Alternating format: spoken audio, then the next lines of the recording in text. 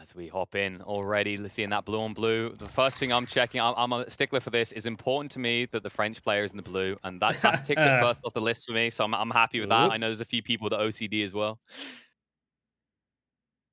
Feed? But let's... Oh, have you got your feed? Oops. I hope so. Make sure you're good with it. I'm in the game. Okay, I guess I'll just take it away. So, All right, there we looking go. at these openings though, PuppyPaw got... Please tell me he has a stone there. Please tell me he has stone there. Oh, thank God.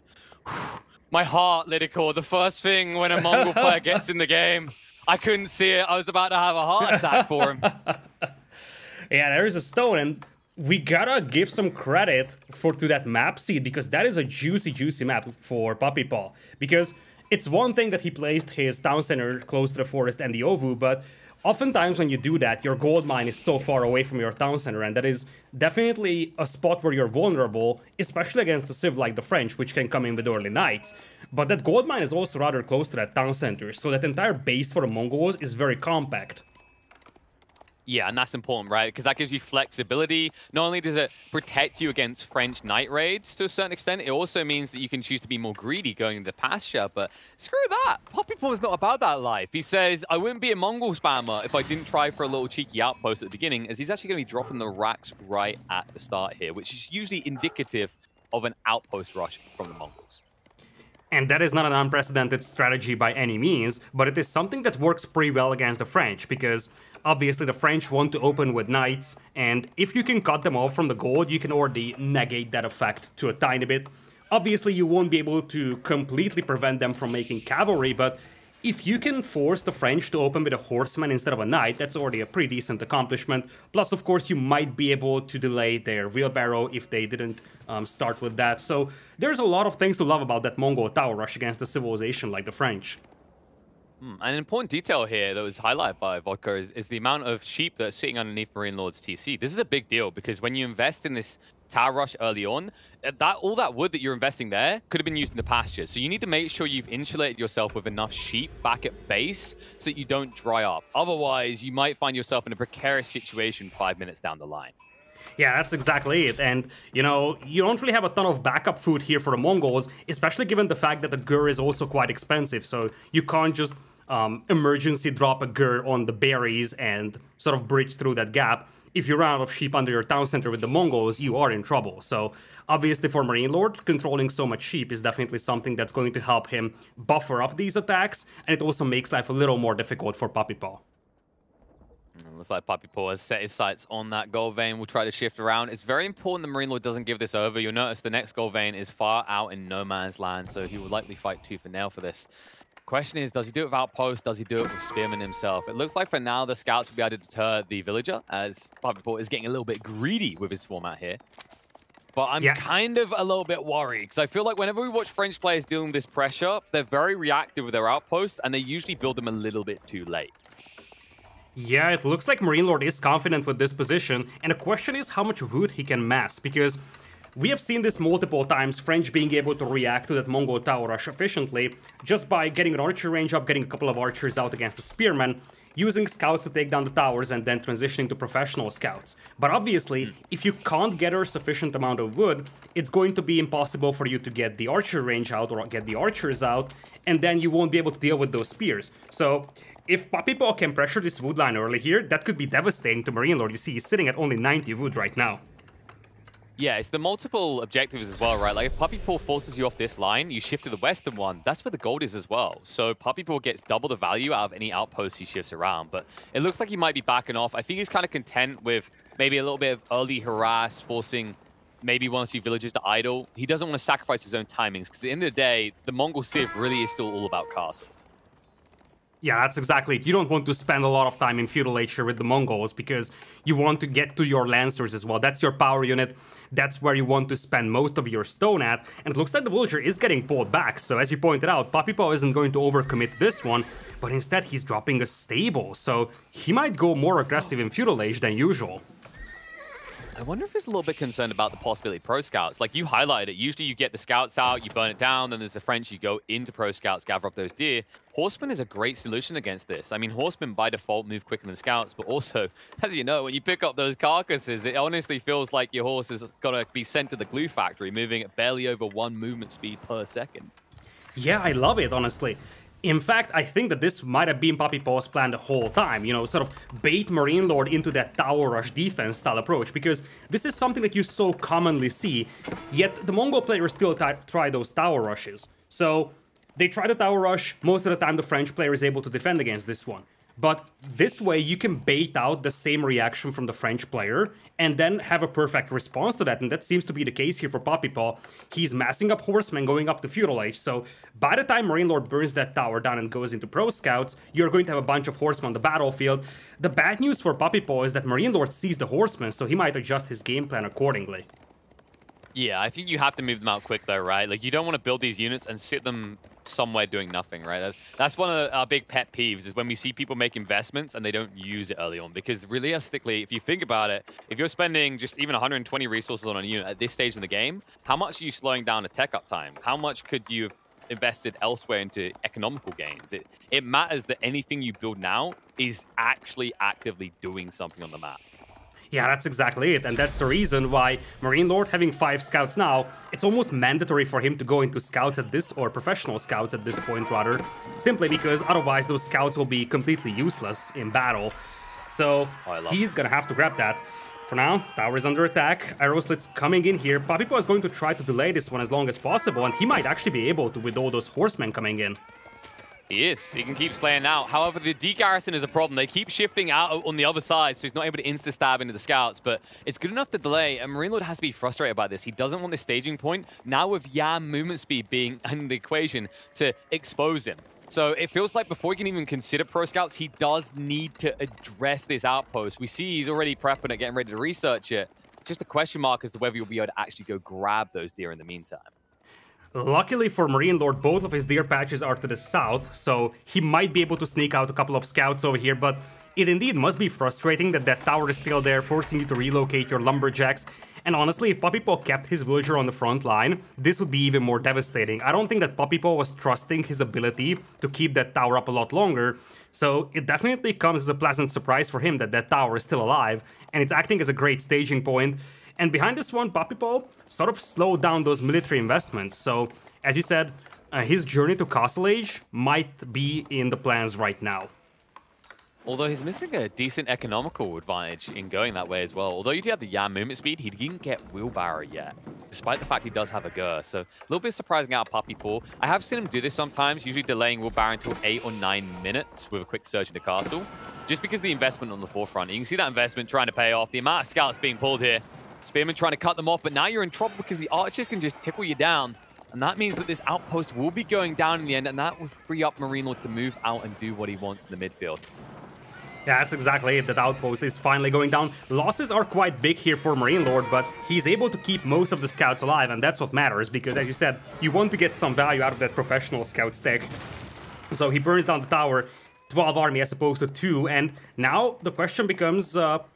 what MarineLorD, or what PuppyPaw is going to do, actually.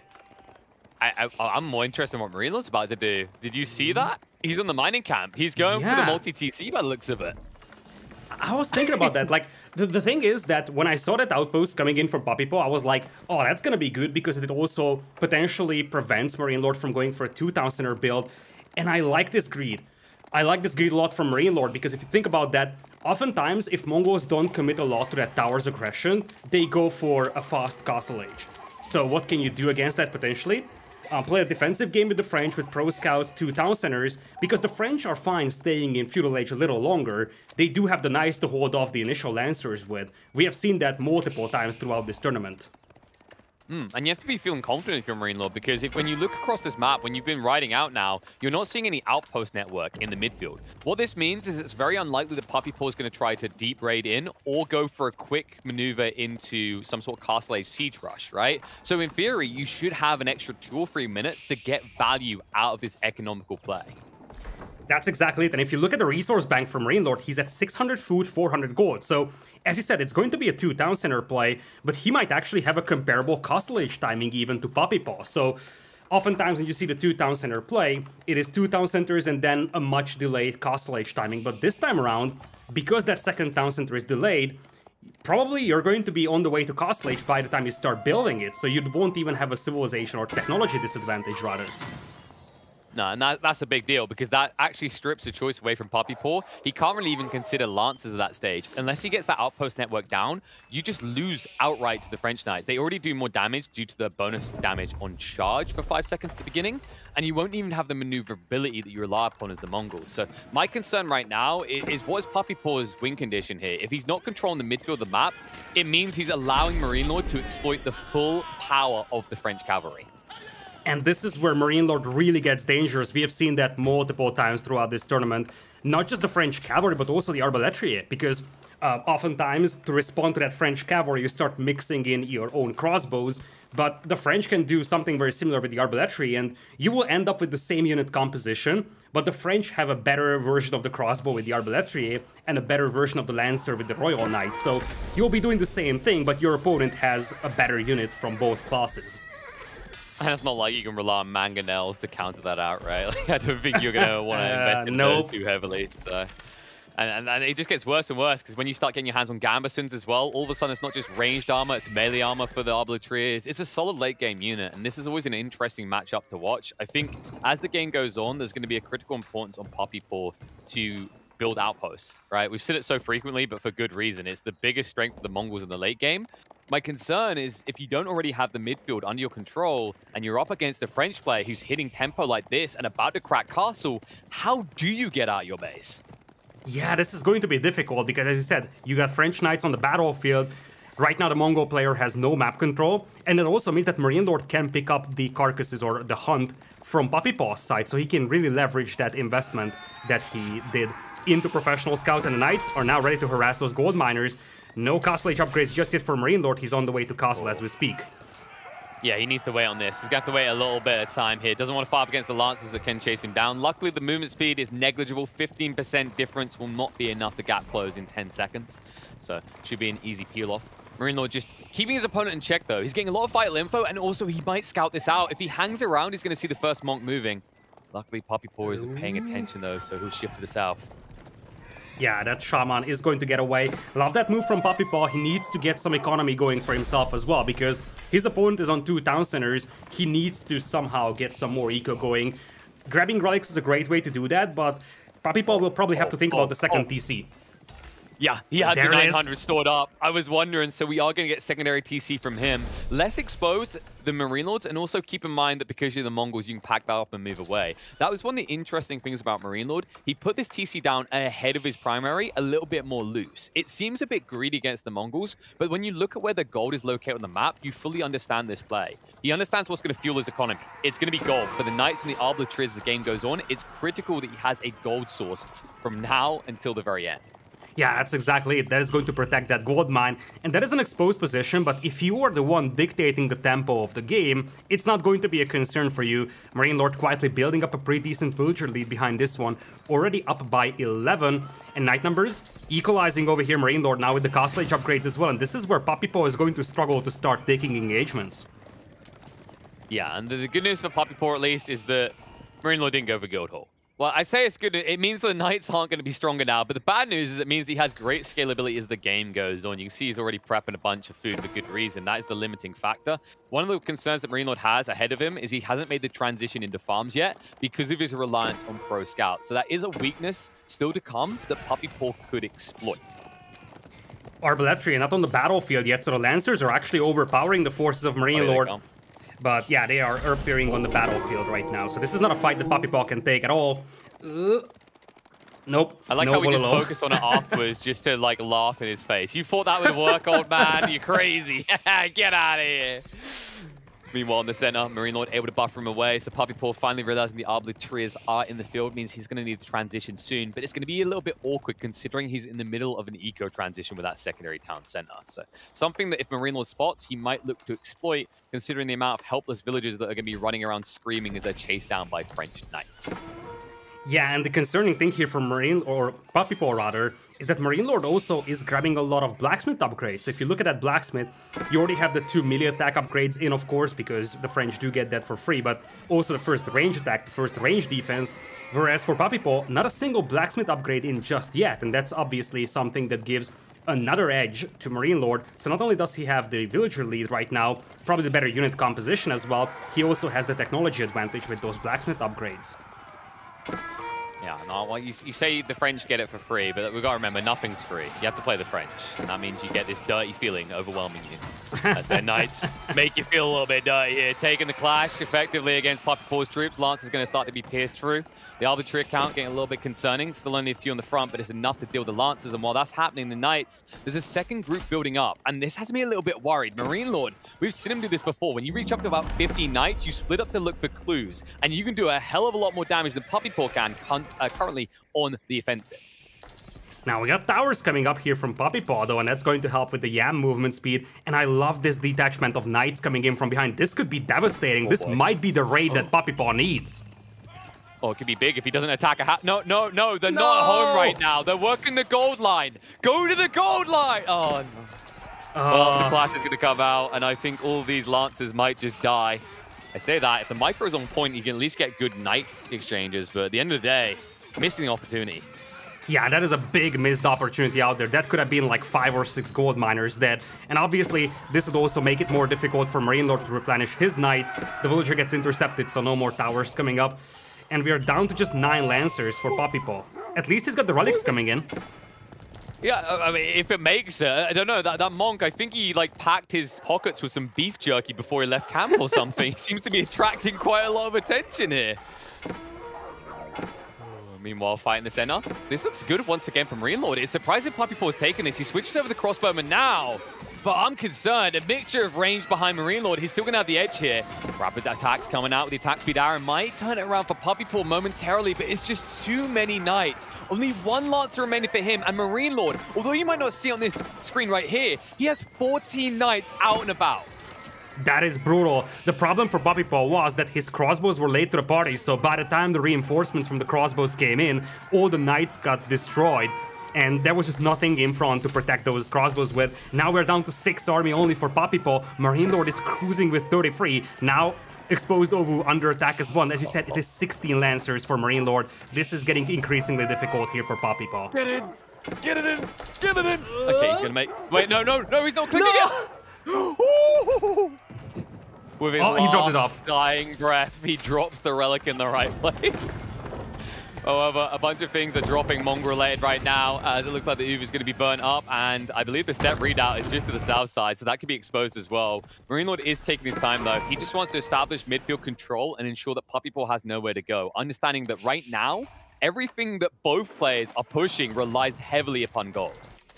Yeah, that's exactly it. And MarineLorD does have the critical mass to overpower those gold miners. There were 2 towers placed on that step redoubt, but that's not going to be sufficient to deal with all those Knights. MarineLorD, though, playing this one patiently, he's aware that he's ahead by a quite significant margin in terms of eco, so he doesn't have to take risks over here. He doesn't have to potentially risk overcommitting and dying, but you know things are bad when the Mongol player is on berries. Yeah, it tends to be grim tidings. I mean, you could argue he's got 2 TCs, Lidda. There's just so many villagers. There's not enough jobs to go around. But realistically, this is him admitting he can't play out of the corner right now. Baby has been put in the corner. And it's concerning as well because you saw MarineLorD. He went into the monks himself. The reason he done this is because there's no Yam movement speed. So he knows PuppyPaw is not going to grab the critical mass that would deny him any value in relics himself. And we talked about this one a lot, that it is the same unit composition, Knights and Crossbows, but the French dominate in both. Thanks to all those upgrades, and the Ovu is gonna get denied once again. I feel like MarineLorD is ready to commit. Yeah, what's the giveaway? Is it all the guys with their long lances out? I think they seem a little bit bloodthirsty here. They're going to be moving in. Crossbows trying to sidestep and back away. Same for the villagers. They're chased by the 2nd Battalion of Knights. Crossbows at least picking apart some of these French Royal Knights, but it's just problematic. You're so many villagers behind already, and that's too much idle eco. You need to get back on the gold. Only 260 in reserve right now, and 2 relics will not float your economy. Garrison coming out. Knights looking to get on top of the crossbows. They fully commit. He's willing to throw away the army because he realizes how much of PuppyPaw's economy has stalled to a grinding halt. In the end, MarineLorD did lose considerable numbers, but the villager massacre was just brutal here. PuppyPaw lost like 15 or so villagers in that battle, and now MarineLorD, he can disengage knowing that his eco lead is tremendous. If we look at those villager counts, it is 101 versus 66 only, and the military lead is still in the hands of MarineLorD. He's in the middle of that farm transition, and when that completes, he's going to unleash hell. He's got enough stone for a castle potentially in the middle of the map. He has turned in cruise control, and it is going to be insanely difficult for PuppyPaw to come back into this game. Yeah, he's going to have to find some sort of underhanded strategy here. Maybe wrap around, sneak in, but with those walls being up, it doesn't seem feasible right now. The only way he's getting to MarineLorD's base is with a straight-up fight, and that fight is going to be hard fought for because he's moving forward for the forward keep. A keep that, as the French will give you the means to go for a proxy base as well with discounts on any cavalry or archery range units, which is the only things that MarineLorD is building right now. And that keep is also going to secure a large gold mine, the small gold mine, one of those small gold mines obviously belonging to PuppyPaw over here. So it is also going to deny a ton of available resources from PuppyPaw. If that castle goes up, PuppyPaw is going to be cornered even more than what he was a couple of minutes ago. I don't even know how you get more corner than this right now. I mean, technically he's not fully in the corner, but he's not far off at this stage. There's barely any resources left. In fact, my bigger worry right now is wood. At this rate, PuppyPaw is going to run out of wood, which means he won't be able to get outpost defenses up, and he won't have the opportunity to make a transition to any sort of new army type. Yeah, looks like MarineLorD is just going to chill, sit back. We're going to have a siege workshop coming in, so trebuchets might be on the menu here for MarineLorD. But at this point, he can just sit back, chill, think about Imperial Age even. He doesn't need to worry about this one at all, because as he said, he's walled back at home, so counterattacks won't really work out here for PuppyPaw. He's got a great forward position. If he wants to, he can commit to this one, but doesn't have to. He seems somewhat committed to at least stopping Uvus from going up, and he's going to lose maybe a few troops. Warlord coming in is not going to be successful. Yeah, I always feel bad. Like, I don't know, maybe knights should do less damage to monks because I don't know. We'd have to come up with some sort of law reason. Like, you know, they need them to declare them knights anyway, or the kings. I don't know. I just want it to be feasible for one monk to warlord one knight. Can I just get that, please? Yeah, I mean, I would vouch for that as well. It feels so underwhelming when you see that warlord popping out and you know it's not going to succeed. It's bad when someone has to actively mess up something for a warlord to succeed. Yeah, I mean, maybe the argument is like, well, you know, donations to the clergy, right? Like, you would be smeared as a knight, right? If you were a knight and you'd done that, you'd probably lose your title in the land. So I think they should get a minus 50% damage aura when attacking priests. Speaking of things they're attacking, they won't get any negative damage against. Plenty of knights wrapping around the Lancer line. They're instantly gone. The crossbow count is heavy for PuppyPaw, but so's the knights. And the arbitrator is as well is going to be forced to run away. He uses the armor arrow instead of the attack speed one. And it is going to be enough to leave him chunky. Plenty of crossbowmen remaining, but my concern is PuppyPaw, how do you gain any ground if you can't keep a Lancer battalion alive at the end of every one of these fights? And oh, there we go. Finally, I was wondering if you remembered it. The Pavisas go down. So trade's still going towards PuppyPaw, but at least MarineLorD makes sure the last chunk of his army gets some reasonable chip damage. That was a terrible fight for MarineLorD, but it tells you a lot about his position in the game, that he doesn't have to worry about how bad that fight was. He lost a ton of knights. He was heavily outnumbered when it comes to the crossbows. Now, it looks like we're gonna have a counterattack coming in by PuppyPaw. This might have been the momentum that he needed. I'm trying to like map this out. I feel like that was enough crossbows dying that it maybe evened up to the cost of a treb. It had to be close, right? Like actually, yeah. Probably. I mean, crossbows aren't that cheap. They're kind of deceptive because it's 120? That sounds high. Yeah, no. Something along those lines. It's 80 wood or so. Yeah, so it's 80 wood, 40 gold. So, and trebs, like, they're about 600, if I recall correctly off the top of my head. So overall, yeah, this feels a bit... that feels a bit awkward of a trade. It just takes you way too long to get through them. I think PuppyPaw's got to be feeling frustrated. Like, I guess you have to look beyond the economical exchange, right? Like, he's stopping this timer for MarineLorD. He's delaying the win condition by half a minute. Because it really is these trebs that are going to breach those outposts. And once the outposts fall, all of a sudden the cavalry are just going to flood in. Yeah, that's exactly it. But MarineLorD isn't really concerned about that one right now. He's thinking about Imperial Age, he's thinking about capturing those sacred sites. And one has to wonder if he's going to choose the College of Artillery right now, because The Red Palace would give him an even more fortified position over here, but his position is already very strong, and a College of Artillery could help quite a lot over here for him as well. Yeah, I mean, well, even without the College Artillery, how chunky these Knights are about to become. I mean, you're seeing how well they're training against the Lancers. It's just the crossbowmen that are a problem. But once you get Royal Bloodlines, good luck. I don't think you can build enough crossbowmen to get through that quantity of Knights. Especially the switch up now into Horsemen. I love this play out MarineLorD. I've seen so many French players that when they're up against this composition, they just keep pushing Knights. It seems like the chivalrous thing to do, but realistically, you're spending double the amount of resources for something that's just not yielding you any benefit. Yeah, it looks like PuppyPaw is going to expand to the right side, but this also means that he has to invest into a ton of towers to protect that step redoubt. So every time he relocates that step redoubt, he's gonna have to place 5 or 6 towers out there, and that's a big investment, especially for a player that, as you pointed out, is running low on wood inside his base. Look at that. Look at that lumberjacking operation to the right side of that TC. I don't want to look at it. I mean, this is... Everyone, like right now, wood is the most valuable resource in the land. People are... This is Black Friday sale over here. Everyone's just clamoring over each other to get a log. Horsemen are going to be cut off from raiding in, but now he does know where the step readout's at. Now, MarineLorD has 2 choices. Push into the main base or cut off the gold source and ensure that PuppyPaw cannot keep replacing troops like MarineLorD is. I would say that pushing the main base might actually make more sense over here, although it looks like he's going to drop the castle over here. That is not going up, though, for the time being. That's a bit of a whoopsie, actually, missing out on the castle. It feels like MarineLorD, the one issue he does have here is how much of his lineup is foot infantry. Like, it's not easy for him to shift north and south. At some point, you have to make a choice. And right now, the choice is to commit to this fight. He sees the crossbowmen arriving, though, seems a bit hesitant, but does have the archers. Archers that are going to trade out reasonably well against the crossbows.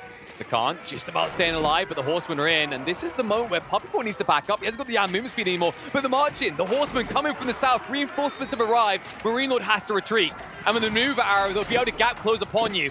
So this trade should be going the way of PuppyPaw. He's even denying the keep from going up. Only 2 villages left. Make that 0 villages. MarineLorD will not get this foothold in.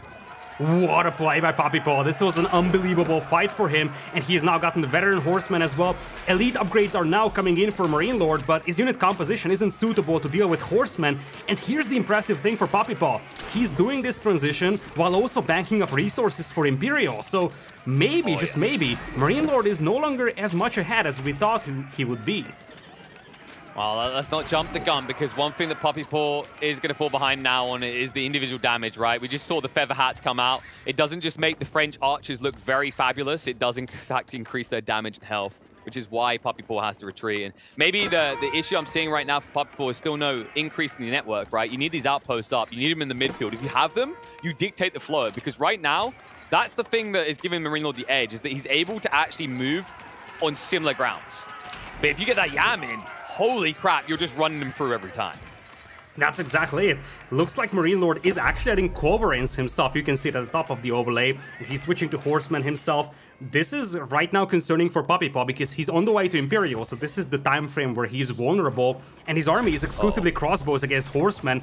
This is the timing window that MarineLorD needs to finish this game.